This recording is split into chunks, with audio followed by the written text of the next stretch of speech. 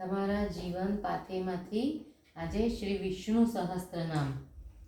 નવધા ભક્તિ માહેની બીજી ભક્તિ તે કીર્તન રૂપિણી ભગવત સ્તુતિ છે. સ્તોત્ર પણ તેનો જ પર્યાય છે. સ્તોત્રમાં વિવિધ છંદ અને સુંદર પદ વિન્યાસથી ભગવાનની લીલા, ઉપદેશ તથા સૌંદર્યાનુભૂતિ વ્યક્ત થાય છે. વેદ કે ઉપનિષદ જન સમાજને અભ્યાસ માટે કઠિન પડે છે, જ્યારે સ્તોત્રો સમજવા સહેલા હોય છે. વળી ગેય તત્વને કારણે વાંચકના અંતરાત્માને સ્પર્શ કરે છે. આપણે ત્યાં બધા દેવદેવીઓના સ્તોત્ર, નદીઓના સ્તોત્ર તેમજ ઉપનિષદ તત્વસારના સ્તોત્ર ઉપલબ્ધ છે. રાવણ તાંડવ સ્તોત્ર વાંચતા તાંડવ નૃત્ય તાદૃશ થાય છે, તેવું જ ગંગાલહેરી કે નર્મદાષ્ટક વાંચતા નદી આપણી સામે ઉછળતી આવતી હોય તેવો ભાસ થાય છે. આવા સ્તોત્રોનો પાઠ દિલ દિમાગથી ઈશ્વરી તત્વનો અહેસાસ કરાવે છે. આપણે ત્યાં પુરુષ સૂક્ત, ઉપનિષદ તેમજ વિષ્ણુ સહસ્ત્રનામનો પાઠ પ્રચલિત છે. એ આપણી સંસ્કૃતિ છે, પ્રણાલી છે. સહસ્ત્રનામમાં પણ દેવદેવીઓના સહસ્ત્રનામ સમાજમાં પ્રચલિત છે, છતાં વિષ્ણુ સહસ્ત્રનામનો વ્યાપ વધારે છે.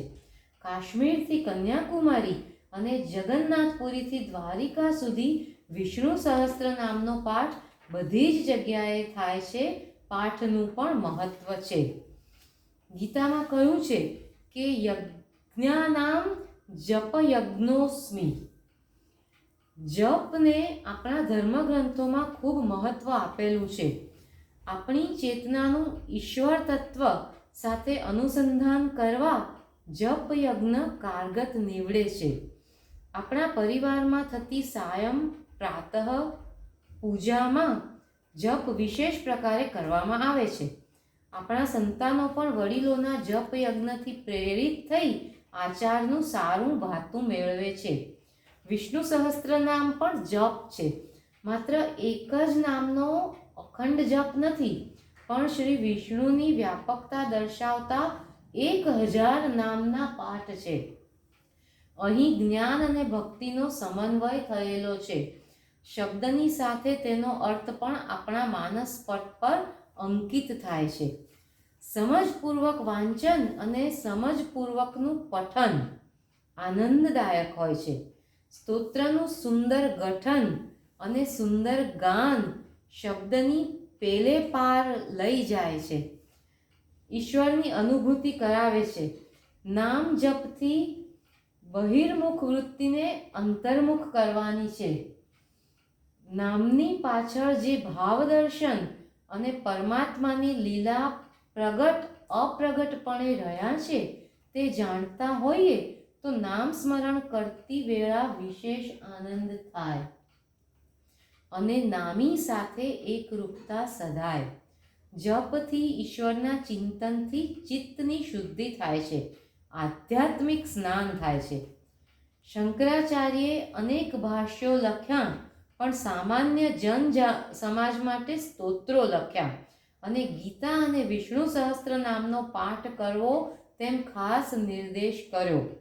તુકારામે તો પુત્રીના લગ્ન પ્રસંગે જમાઈને દહેજમાં વિષ્ણુ સહસ્ત્રનામની હસ્તપ્રત આપી. આ આપણો સંસ્કાર વારસો છે. જપ યજ્ઞ ભક્તિભાવને દ્રઢ કરે છે. વિષ્ણુ સહસ્ત્રનામ એટલે કે ગીતાનો 10મો અને 11મો અધ્યાય, વિભૂતિ યોગ અને વિશ્વરૂપ દર્શન યોગ.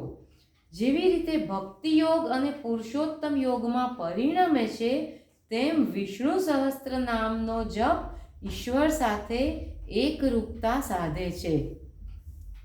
મહાભારતમાં બાણશૈયા પરથી ભીષ્મ પિતામહને યુધિષ્ઠિરે પૂછેલા પ્રશ્નનો ઉત્તર તે જ વિષ્ણુ સહસ્ત્રનામ.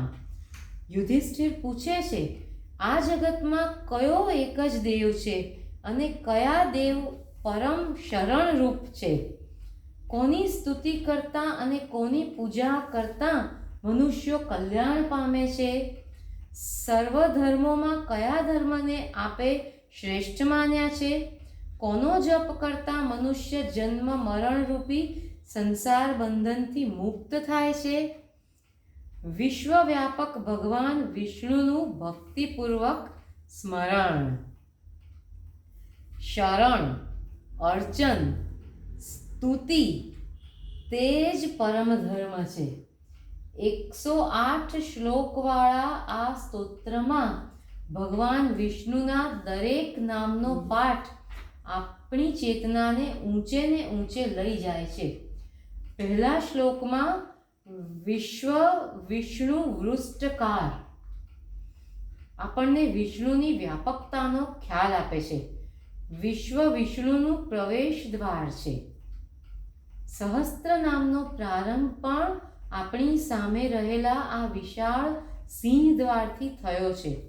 વિશ્વને જાણ્યા વિના વિશ્વપતિ જાણી શકાતા નથી. વિશ્વરૂપે તે પરમ જ્યોતિ છે. આ આંતર જ્યોતિને પ્રાપ્ત કરવી તે સહસ્ત્ર નામનો હેતુ છે. વિશ્વ અને વિષ્ણુની પ્રતીતિ થતાં મનુષ્યનું જીવન એક આહુતિ બની જાય છે. એક એક કર્મ પરમાત્માની પ્રસન્નતાનો યજ્ઞ બની જાય છે. હુતાત્મા, પરમાત્મા, પુરુષોત્તમ, પ્રભુ, વિધાતા આ બધા નામો આપણને સર્વશક્તિમાન ઈશ્વર તત્વનો અનુભવ કરાવે છે.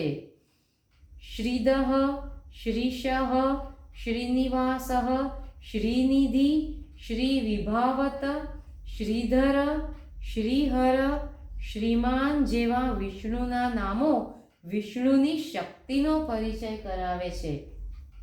આ લક્ષ્મી ઐશ્વર્યદાતા તો છે જ, પણ સંવાદમય જીવનની અપેક્ષા રાખે છે. આપણામાં દિવ્ય ગુણોનો ઉદય કરનારી આંતરિક લક્ષ્મી છે. શ્રીમદ ભાગવતમાં લક્ષ્મી પ્રહલાદ સંવાદમાં લક્ષ્મી પ્રહલાદને કહે છે કે મને શીલ અને ચારિત્ર વધુ ગમે છે, વધુ પ્રિય છે. હું શીલવાન વ્યક્તિને ત્યાં રહેવાનું પસંદ કરું છું. આપણામાં સુચિતા હશે, પવિત્રતા હશે તો ઐહિક સુખ આપોઆપ મળશે. આમ લક્ષ્મી તે ભગવાન વિષ્ણુની નિત્ય વિકાસમય શક્તિ છે. વિષ્ણુ સહસ્ત્ર નામનો પાઠ શુદ્ધ આચરણ પ્રબોધે છે. બધા શાસ્ત્રોનો પાયો આચાર છે. આચારમાંથી જ ધર્મની ઉત્પત્તિ છે અને ધર્મનો સ્વામી પરમેશ્વર છે. પરિવારમાં વિષ્ણુ સહસ્ત્ર નામનો પાઠ આચાર, વિચાર, કલ્યાણના માર્ગે લઈ જાય છે. યસ્ય સ્મરણ માત્રેણ જન્મ સંસાર બંધનાત વિમુચ્યતે નમસ્તસ્મૈ વિષ્ણવે પ્રભવિષ્ણવે. નમઃ સમસ્ત ભૂતાનામાદિ ભૂતાય ભૂભૃતે અનેક રૂપ રૂપાય વિષ્ણવે પ્રભવિષ્ણવે. બોર્ન ફેથ 22મી જાન્યુઆરી 2025.